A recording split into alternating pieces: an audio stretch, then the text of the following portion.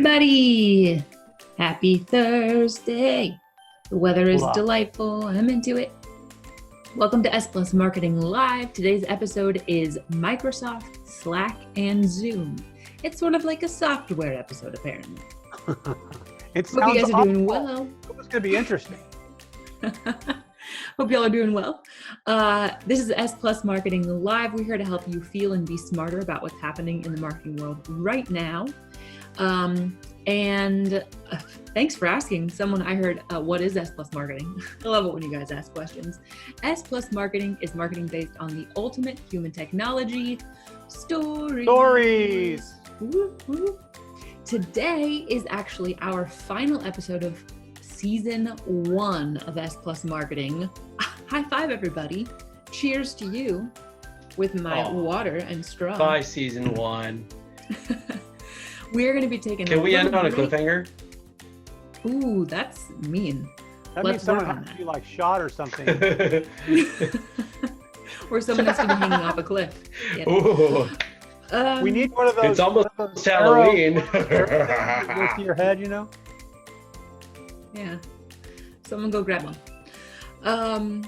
We are taking a short break for a couple of weeks. We'll be back in October 2020. Don't worry, you won't have to miss us for long. We'll have a little bit of a new format. We'll have some new segments. It'll be a ton of fun.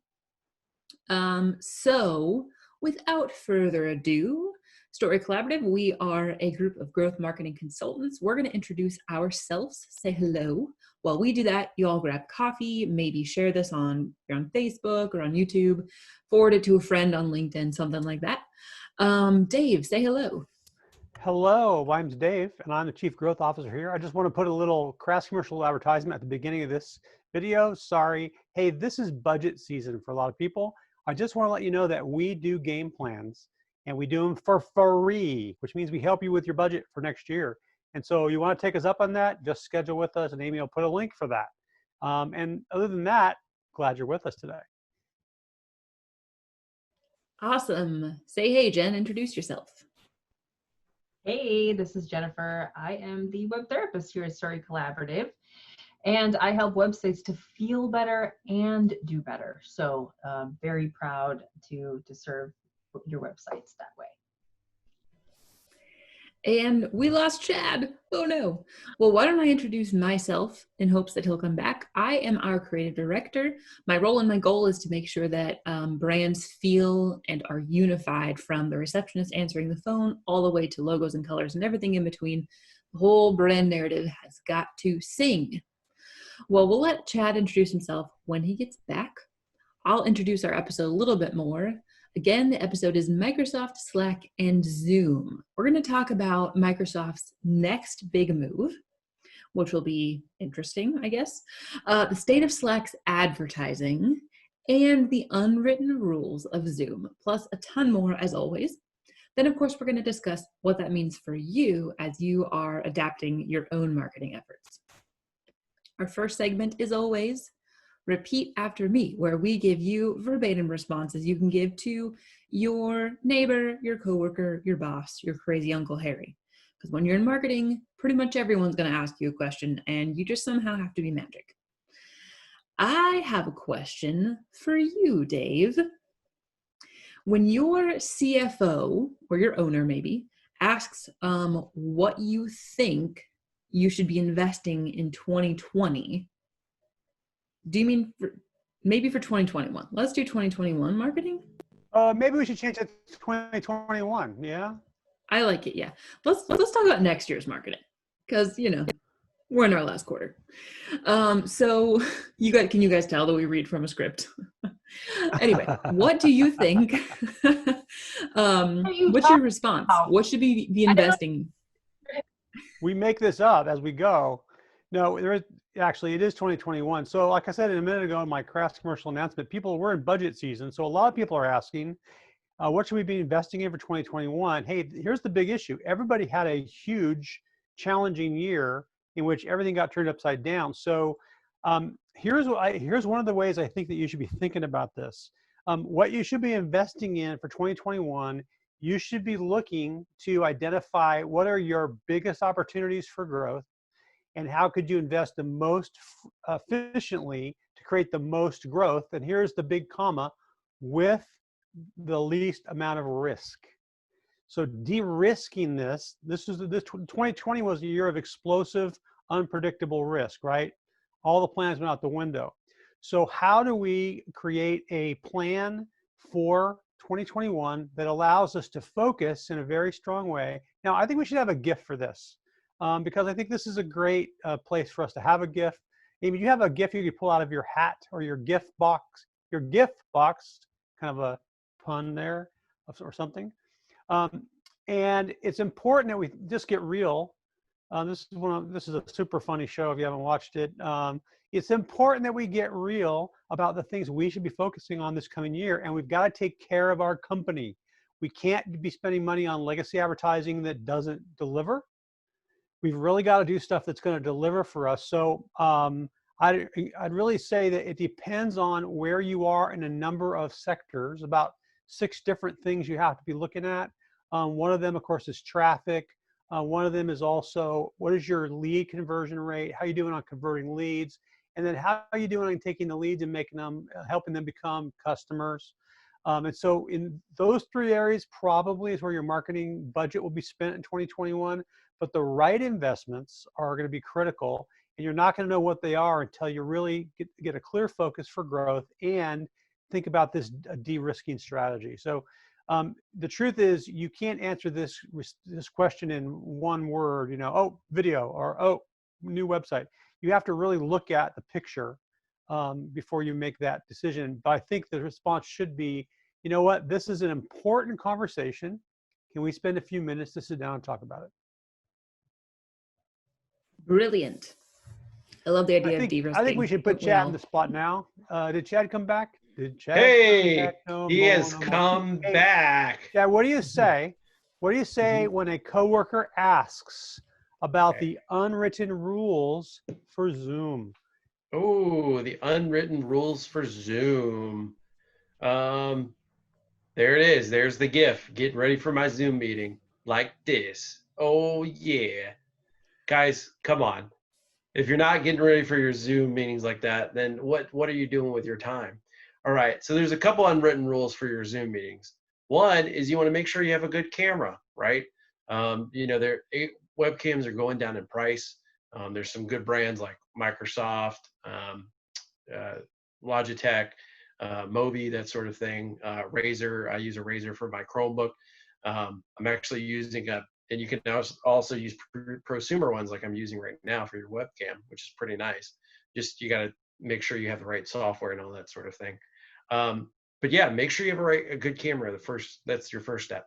Second rule is to make sure that your camera, you can draw a nice 180-degree straight line to your eyes. Okay.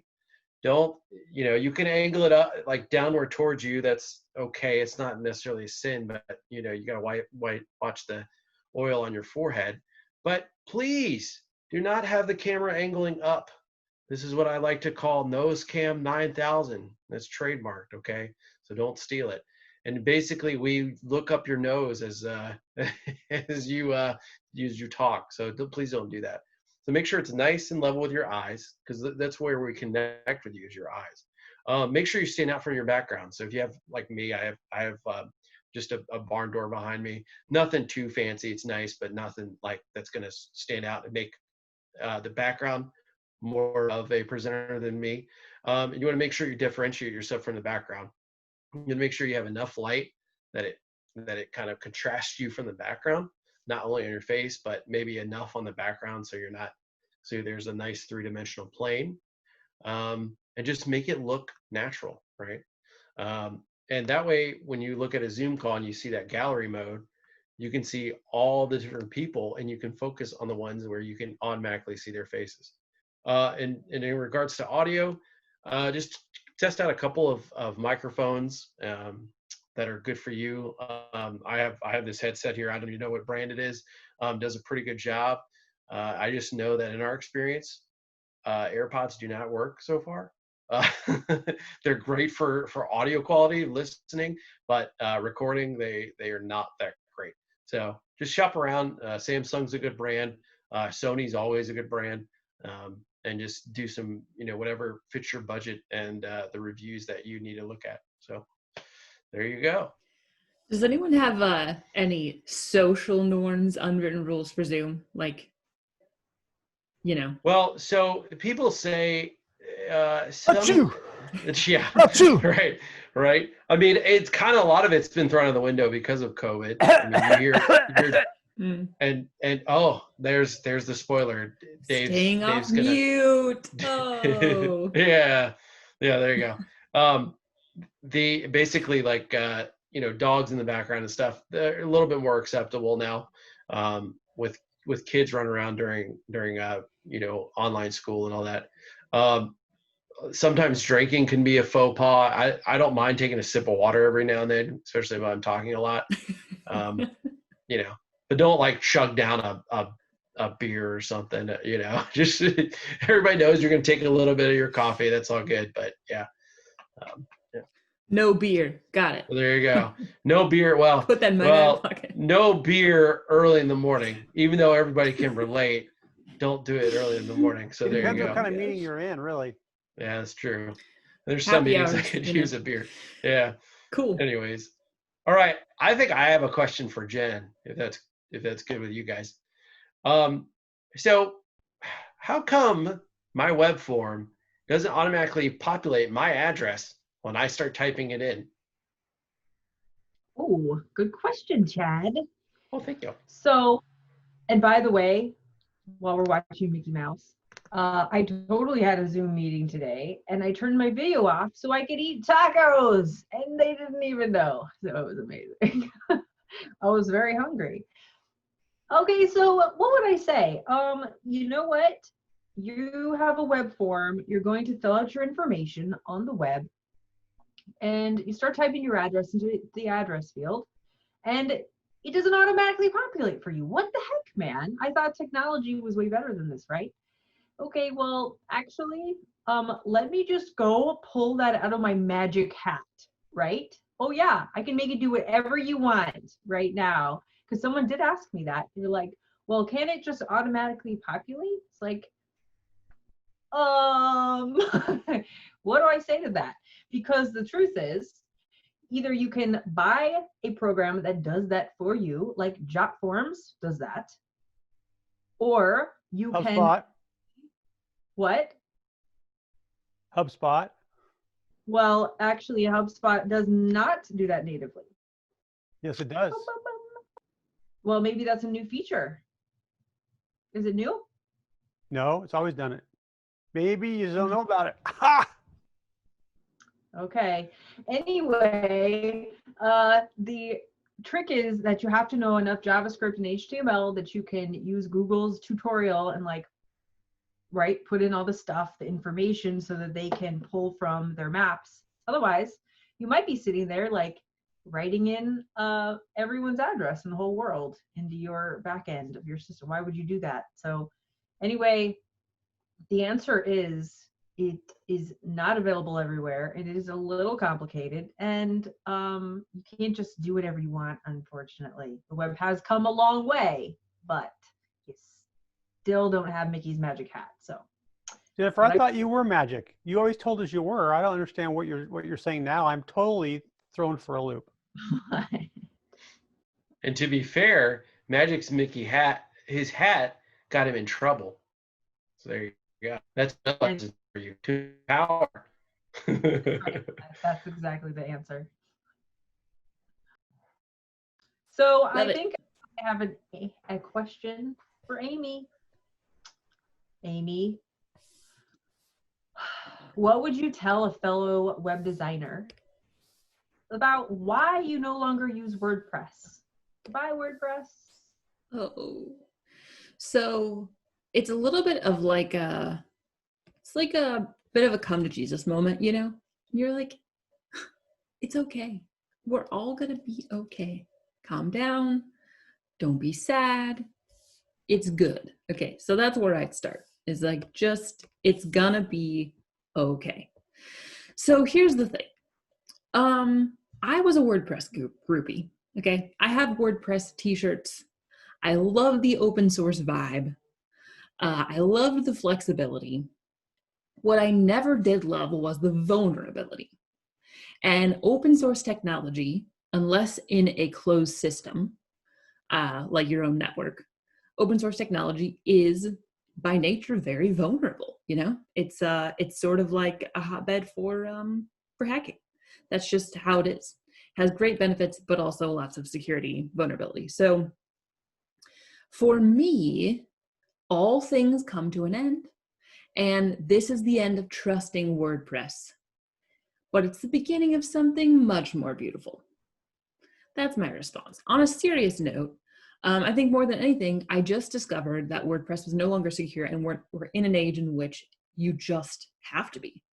And the best way to do that is to be on a SaaS environment, to have your website in a SaaS. For us, that's HubSpot, right? Like, we are big HubSpot groupies now. Took me a long time to love HubSpot's CMS. They revamped it, relaunched it. Now I'm like totally sold. I love it. But whatever your solution is, it's got to be SaaS. Got to move away from WordPress. There's my answer. Any other feedback? Any other answers to that? It was a good answer, man. We like the groupie analogy. Well, Yeah, I like it. it's a culture, right? All brands are Guys, cultures. Don't be wordy. Be sassy. Yeah. I mean, the only thing I would add, Amy, is that, we're doing some writing right now on some of the industries that are actually really in trouble on this issue. And I get the bulletins on this issue and the number of hacks so I think whether you're in schools or healthcare or home care, or you're a credit union or an MSP, boy, you got to take a serious look at your use of WordPress as a real strategy for your marketing. Just because, who needs a lawsuit liability, or who needs to email all their customers and say, sorry, you're getting a phishing scam. It's coming from our website. We didn't know. So I think those are real issues for people that just have a big concern about them. Yeah. Good point. Well, let's move on, since you're talking now, Dave. Let's move on to term of the week. What can you teach us about? Since I'm talking now, I'm always talking. So what are you talking about? I was compared to someone today earlier by Amy as being would you say a disorganized genius, or what did you say? That anyway, works. I think I said something about organized chaos, but disorganized Oh, there genius. Organized chaos. You should own no that for genius, sure. just chaos. Organized All right. chaos. Okay. I think you So inserted the today, the term genius of the part week- yourself. I did insert that because it needed a little juicing up. It wasn't quite what I That's wanted to right. do. I All right, like it. So today, this term of the week is brand story. What exactly is a brand story? This term gets thrown around all over the place.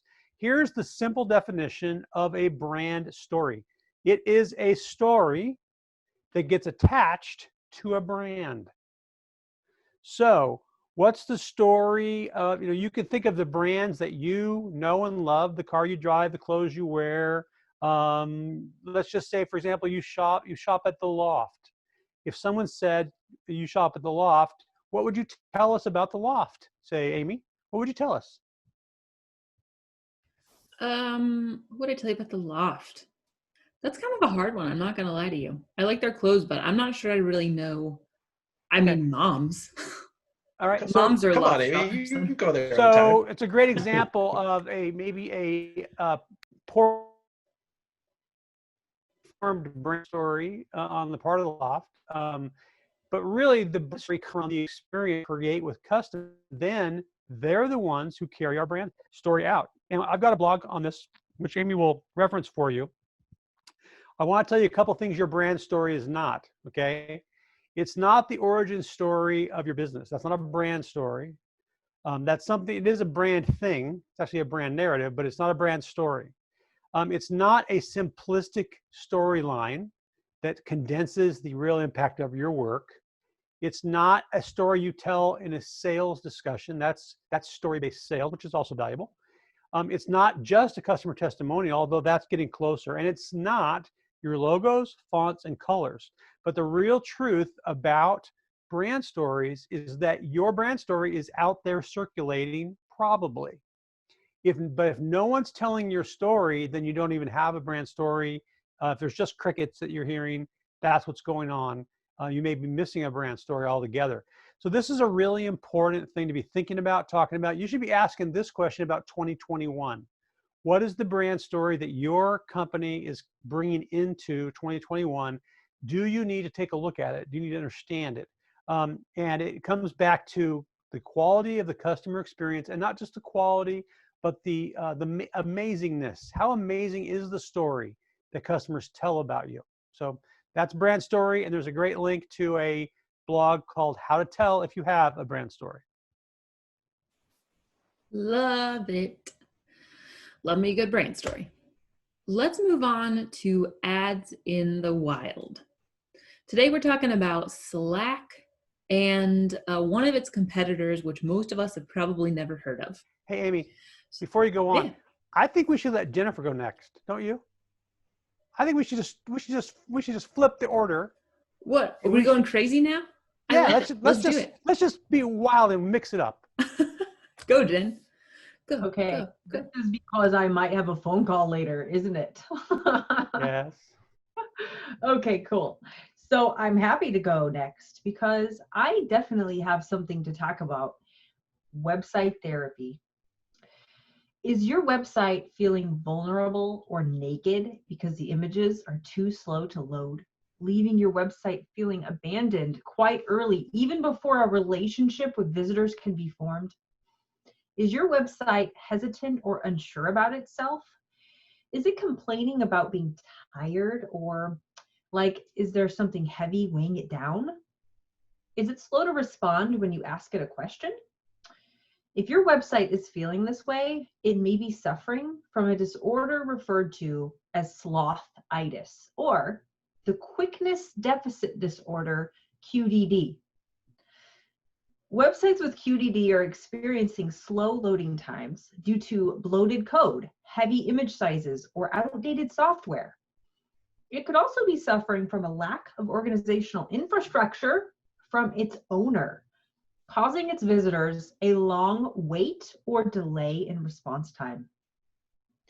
Some common ways of discovering this personality, the QDD, is just simply to ask, is my website experiencing a high bounce rate, a low time on page?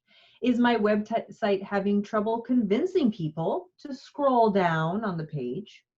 Do visitors view more than one page, less than one page, or does it have low engagement?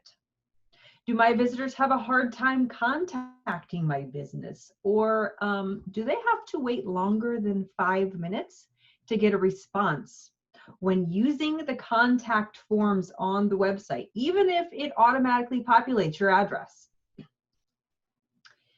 If your website is suffering from QDD, don't worry. There are treatment options available. To verify this diagnosis, you will need to go to Google's Page Speed tool. And you just type that into Google, although we might just put the link in here as well. But that's Google's Page Speed tool. And then you will need to consult with our web therapy team. We'll do a deep dive on your website, and we will help you identify some of the more simple ways to resolve QDD and help you understand that there are other softwares available that you may not have considered. We will also be able to help you understand the importance of your customer response time, because you know it's not all your website's fault. So for today,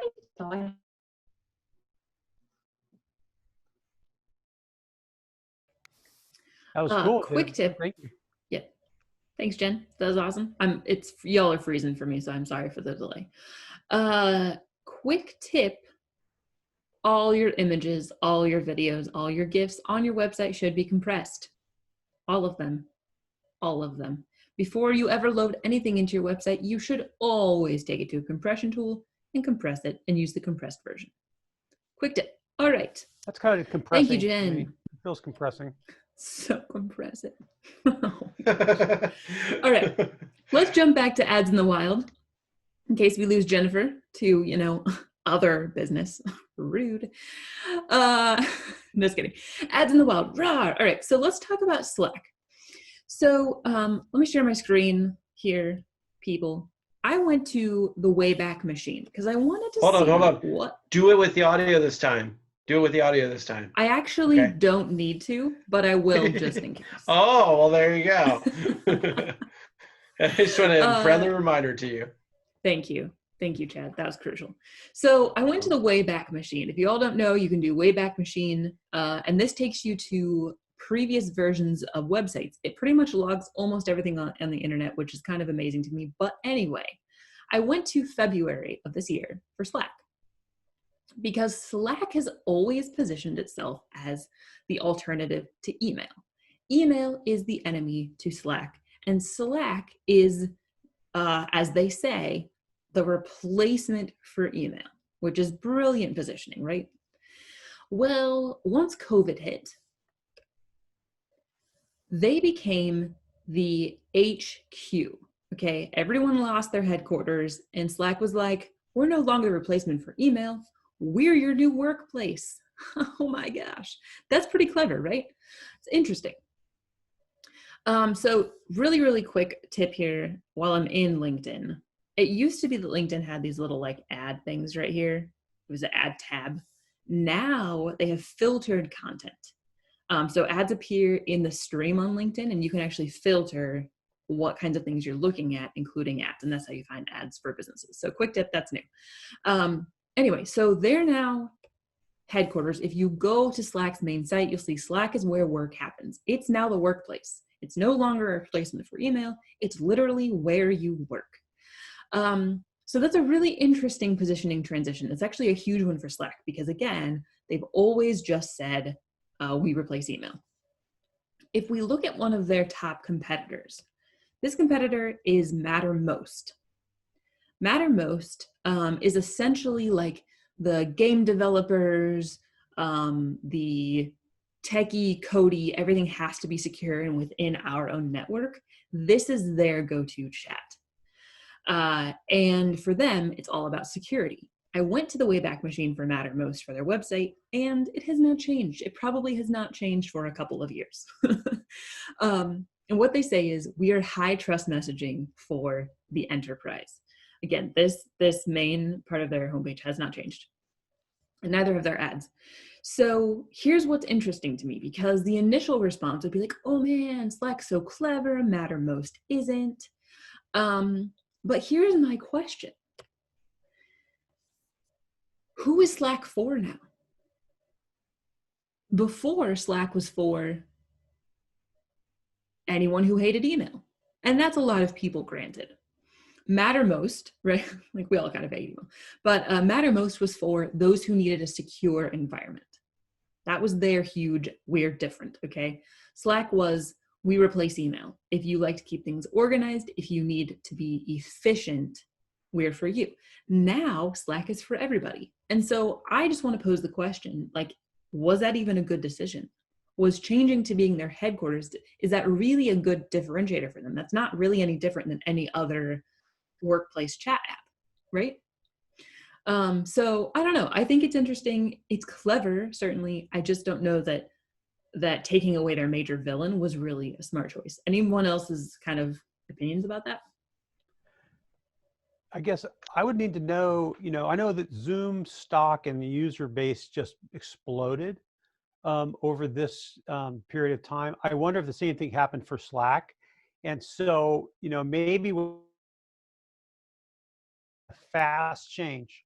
It takes a lot more time. If you have IT resources and VPNs and all that stuff, and you have to install workplace chat, and you have to manage that and deploy it and get everyone credentials and all that stuff, that's a very slow process. So actually, hey, we're your new HQ. I think that could have been a smart play in the terms of, hey, get this deployed, keep your employees connected right now. So I suspect it's paid off. I bet they're in a space where it probably doesn't even matter because they're probably growing a lot. Yeah, I definitely think you're right about that. Mm-hmm. I'll be interested. Chad, do you have any feedback, comments about it? No, I mean, they probably, like Dave said, they probably got an influx of customers and they just said, hey, let's pivot to the new HQ, right? And maybe their new villain is working from home, Maybe they wanted to make it a headquarters kind of feel instead of working from home. I don't know. Mm-hmm. We'll have to see. I would say maybe the villain would be that the villain is now disconnected workers. People who feel disenfranchised. Yeah. Slack does have a very good conversational feel about it.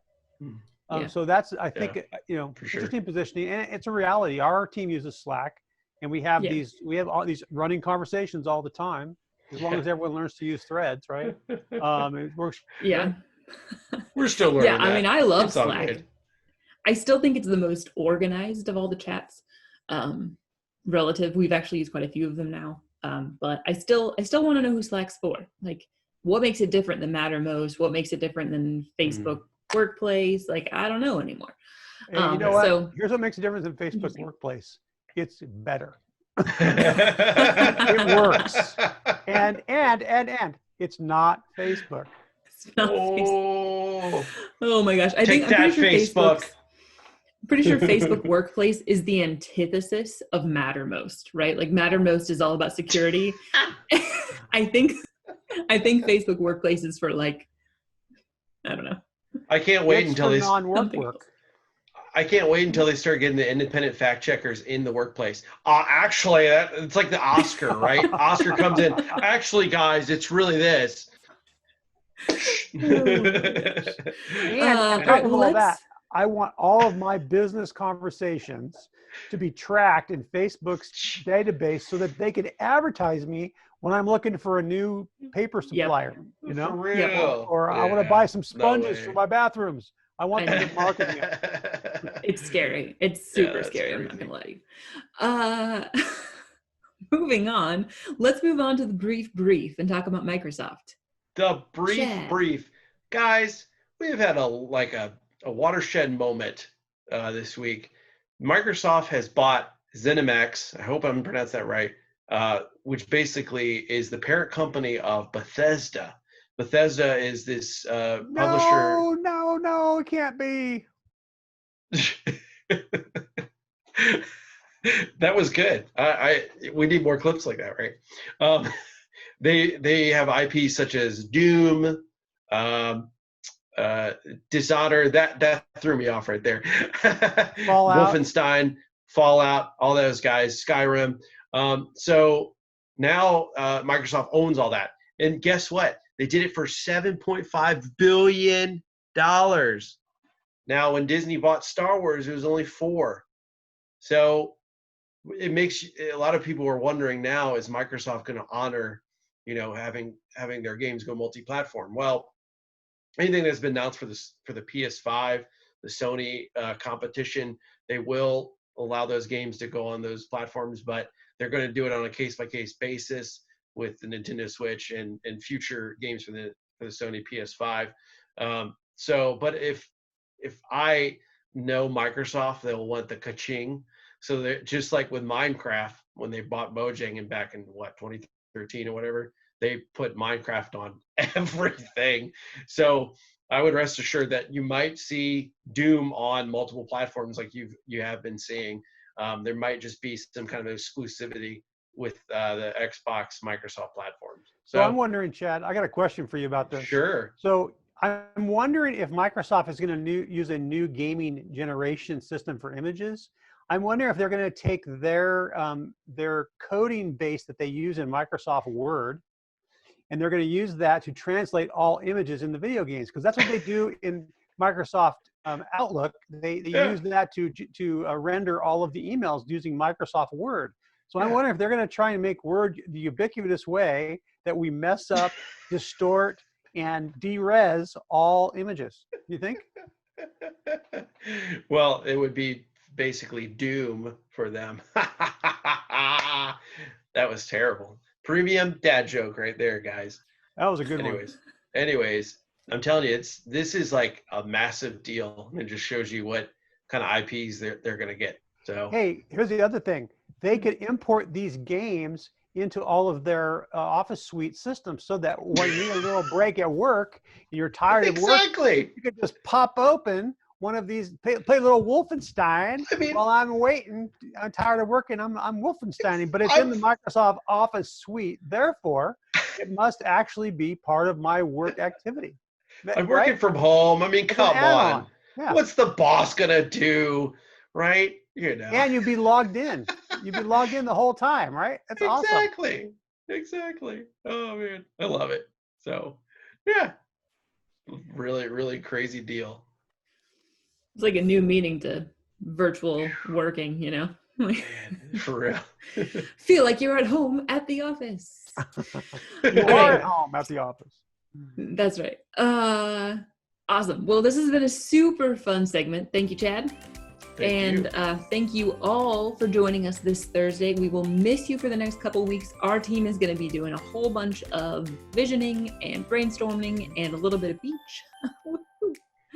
And then we'll be back refreshed and ready to start season 2.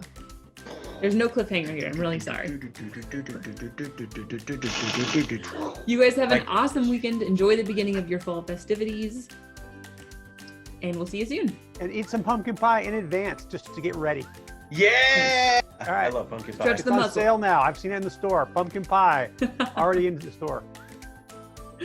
Bye, everybody. Bye. See you guys.